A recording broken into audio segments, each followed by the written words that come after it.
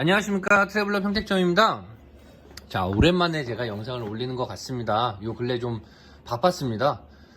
파워뱅크 문의도 많이 주시고 찾아와 주시는 고객님도 너무 많으셔서, 또 영상에 좋은 말씀 해주신 분은 구독자분들도 너무 많아서 이 자리를 빌어 다시 한번 감사하다는 말씀을 꼭 전하고 싶습니다.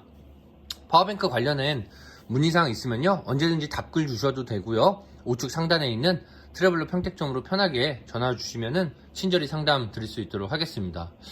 자, 오늘 준비한 영상은요, 일전에도 이제 파워뱅크의 종류나 모델들에 대해서 간단히 설명을 드렸는데, 매장 방문 주시거나 전화 주시면은 파워뱅크를 이해하심에 있어서 배터리의 종류에 대해서 여러 가지 좀 궁금한 점이 많으신 부분들이 많더라고요. 그래서 그 부분에 대해서 오늘 조금 부연 설명을 드리면 아무래도 파워뱅크에 대한 이해, 그리고 캠핑하실 때나 캠핑카용의 배터리의 선택에 대한 어떠한 기준을 조금 생각하실 수 있을 것 같아서 그 내용을 좀 준비를 해봤습니다.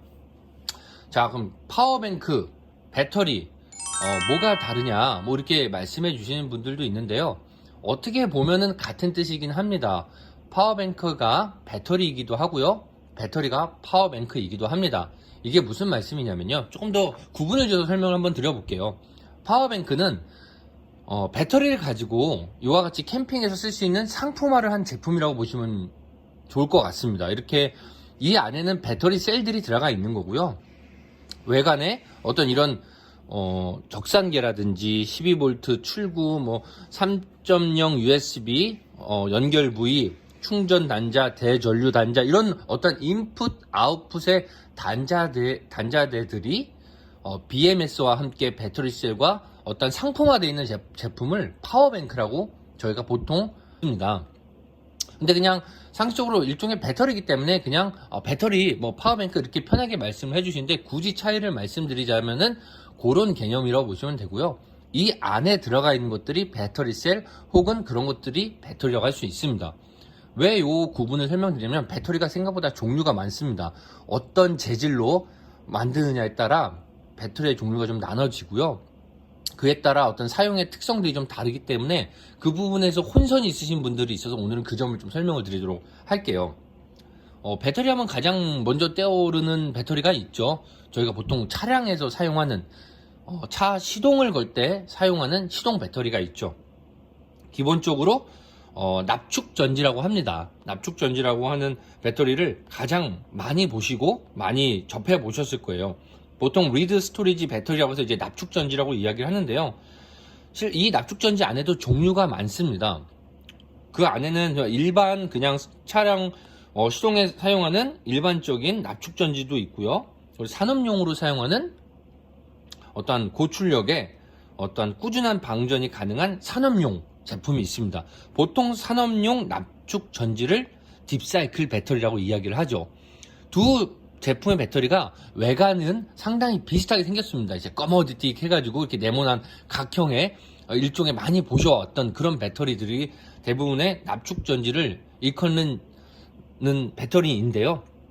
아무래도 처음에 말씀드린 일반 납축전지는 실제로 순간적인 고출력을 내는데 이점이 있기 때문에 자동차 시동 배터리로 사용을 하지만 어떤 방전에 매우 취약한 약점을 가지고 있습니다. 그러다 보니까 한번 방전이 되고 나면은 어떤 배터리의 성능이 급격하게 저하되는 특징이 좀 있다 보니까 이런 캠핑용으로 사용하기는 좀 적합하지는 않고요. 그나마 캠핑카에서 많이 사용하는 게 동일한 납축전지이지만 딥사이클 배터리라고 해서요, 자동차에 들어간 납축전지와 비슷하면서도 그 성질은 완전히 다른 성질을 가지고 있습니다. 외관은 상당히 비슷하지만 딥사이클 배터리는요, 어떤 일정한 출력으로 오랜 시간 천천히 지속 방전할 수 있는 특징이 있습니다. 약 70% 이상 연속 방전을 하는 용도로 사용이 되고요. 일단 경제적으로 좀 이점이 있습니다. 뭐 보통 이따 설명드린 우리 리튬이온 인산철 배터리, 그냥 리튬이온 배터리랑 또 비교를 한다면 가격 차이가 절반 혹은 그 절반 이하의 가격을 형성을 하고 있기 때문에 저렴하게 캠핑카 등에서 뭐 매립형으로 사용하는 고용량의 배터리를 사용하시고 싶어 하실 때 가장 먼저 고려하시는 배터리이긴 하십니다. 그래서 일반 자동차용 납축전지보단 어떤 지속적 방전의 장점은 있지만 그 배터리 역시도 2년에서 3년 정도 사용을 하시면 그 성능과 수명이 현격하게 줄어드는 걸 많이 느끼실 겁니다. 써보신 분들은 아십니다. 차량용 납축전지 같은 경우는 딥사이클 말고요. 일반 차량 납축전지는 사실 한 번, 두 번만 방전돼도 사실 그 성능을 제대로 활용을 할 수가 없습니다. 그나마 딥사이클 배터리는 그런 점에서 조금 개선된 납축전지이지만 그 역시도 오랜 시간 사용함에 있어서는 많은 제약이 있고요. 이 역시도 방전이 지속적으로 된다라면은 그 수명이 현격하게 줄어드는 것이 일반적인 납축전지의 특징이라고 보시면 될 것 같습니다. 그러면은 어떤 배터리가 더 좋냐? 다행히 이제 말씀드릴 리튬 이온 베이스의 리튬 이온을 기본적으로 사용하는 배터리들이 훨씬 좋습니다. 뭐가 좋냐? 기본적으로 충전 방전에 있어서 납축전지 대비 훨씬 자유롭습니다. 그 수명도 훨씬 길고요. 그래서 저희가 이제 인산철 배터리, 리튬 이온 배터리 얘기하지만 인산철 배터리도 리튬 이온 배터리의 한 종류입니다. 근데 그 리튬 이온 배터리를 제작을 할 때, 즉 배터리셀을 만들 때 어떤 양극재를 사용을 하느냐에 따라 배터리의 성질이 약간 달라지고 가격과 무게 등이 좀 달라집니다. 그래서 인산철 배터리도 리튬이온 배터리의 한 종류라는 것을 잊지 않으시면 되는데요. 가장 대표적인 고급 리튬이온 배터리의 종류, 바로 전기차에 들어가는 배터리 셀이 가장 대표적인 리튬이온 배터리입니다. 리튬이온 배터리의 양극재 종류에 따라 종류가 달라진다라고 아까 설명을 드렸는데, 가장 많이 쓰이는 게, 즉 전기자동차용 리튬이온 배터리로 가장 많이 쓰는 게 니켈, 코발트, 알루미늄을 섞은 거, 혹은 니켈, 코발트 산화물, 혹은 망간을 또 추가해서 사용한 이런 제품들로 리튬이온 배터리를 만듭니다. 근데 아까 말씀드린 그 소재들, 니켈이라든지, 니켈은 기본적으로 다 들어가야 되는데, 특히 코발트나 어떤 알루미늄, 특히 코발트가 상당히 고가의 어떤 원소재입니다. 그러다 보니까 무게도 가볍고 효율도 좋으나 아무래도 가격이 비싸질 수밖에 없는 단점이 좀 있죠. 이 부분을 좀 개선해서 나온 것이 리튬이온 인산철 배터리고요. 리튬이온 인산철 배터리는 코발트 대신 철을 사용합니다. 그래서 인산철이라고 얘기하는 겁니다. 코발트 대신 철을 사용함으로 인해서 어떤 전체적인 단가를 낮췄습니다. 하지만 아무래도 좀 희귀금속인 코발트 대비 철을 사용했기 때문에 가격은 떨어졌지만, 기본적으로 철을 사용할 시에는 무게가 엄청나게 좀 무거워지고요. 그리고 어떤 에너지 밀도가 훨씬 낮기 때문에 같은 용량의 배터리를 제작한다 해도 코발트를 사용한 배터리보다 부피가 더 커질 수밖에 없습니다. 부피가 커지니까 무게도 당연히 늘어날 수밖에 없고요.